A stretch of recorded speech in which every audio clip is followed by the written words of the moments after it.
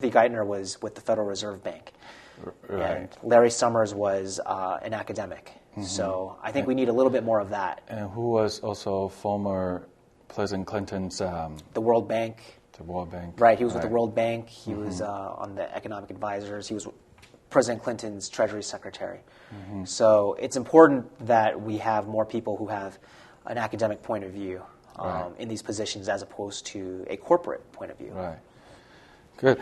And the other thing, another contentious thing that we see on the news a lot is the national security issue. I know with the first couple of days, or maybe even the first day, he signed an executive order to close down Guantanamo. Right. And then a lot of people, especially on the Republican side, is, well, where are you going to put these dangerous terrorists if we were going to close that? And you know what? The issue here is some of them aren't dangerous, and some of them, we don't know how many, aren't even terrorists because they've never been tried. These are people who've been picked up, and there's stories in the news that you can read about where just innocent people have been picked up and sent to these jails, but because of their association with America now, they can't be sent back to their countries. So we've put them in difficult positions. But are some of them dangerous terrorists? Absolutely. We have picked up some of those. But a lot of these people are not. And in America, we have the presumption of innocence before guilt. Right. But that's been thrown out the window with Guantanamo Bay, and we've skirted those laws. We've skirted international law by not having prisons on American soil. So we say, well, let's set up a prison, a secret CIA prison in a random country somewhere, and then we can do whatever we want. We can torture them, and our rules don't apply. Right. And that kind of policy has come back to bite us because every single person that we lock up unfairly, who might have been innocent, who might have been indifferent to America, when they leave that prison, if they leave that prison, you're guaranteed to get another enemy of America. Not just that person, but their family and their friends. Right. That's just not the way to go. So I think it was a great move on his part to shut down Guantanamo because there are other ways to deal with these dangerous people. So that's a good decision. And he's going to have to make a decision about where to send the people who are actually dangerous. But I don't think we should be depriving innocent people or any people of what their rights should be just because we have a dilemma about what to do with them.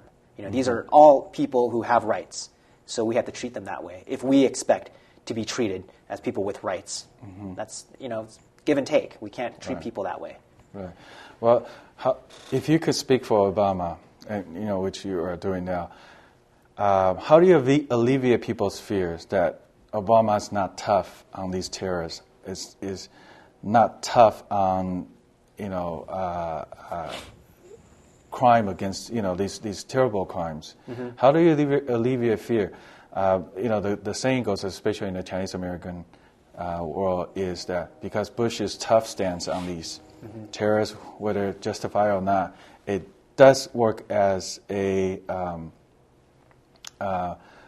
stop these things from happening. But for Obama, it seems like people. The saying out there is like he's really soft, and would that invite more terrorist attack? How, if you can speak for Obama, how will you alleviate people of feeling like that? Well, I can't speak for Obama, but I can point out why I think he would not be soft, and I really think that even the Bush administration understands that Guantanamo wasn't working, that the CIA secret prisons were not working, and if, heaven forbid, they were to stay in office, eventually they would have shut those programs down as well. So those programs, they just don't work. And Obama's willing to see that and to take these measures to reverse the wrongs that we've done.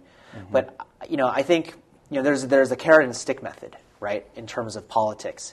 And you can offer people a carrot or you can just offer them the stick. And the policy that the Bush administration had was basically all stick and no carrot. Right. And if we had spent the billions of dollars that we've lost in Iraq on social welfare programs in Muslim countries, we would be much better off than we are today. I mean, we're burning so much money in these countries, and we're not getting any results. Right. And I think the media has a lot to do with it. We need to educate Americans so that we don't think of all Muslims as terrorists. Right. And that's still happening. We still read a lot of stories about, Sikhs who are not related to, Iraqis or Afghans at all, being stopped in airports, right, and being deprived of their civil liberties. Right. So there's a lot of education that needs to take place in America. Americans are one of the least likely to have a passport and to leave our country, and yet we have the biggest impact on the entire world.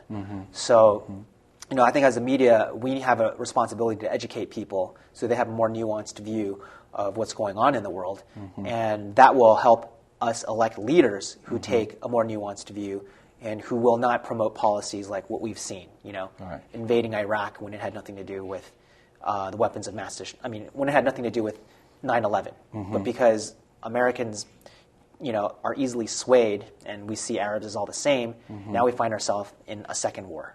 So I think that's really important.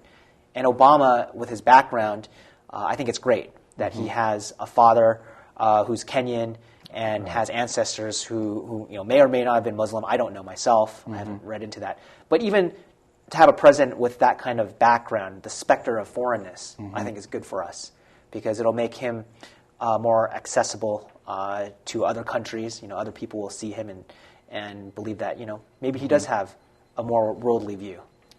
Great. Well, our time is up. I know there's a lot more to go into. So what we'll do is hopefully we can invite you back and we'll talk more about you as well as the Obama administration in the future. So thank you for watching, and thanks, Jay, for coming, and we'll see you next time. Thanks for having me.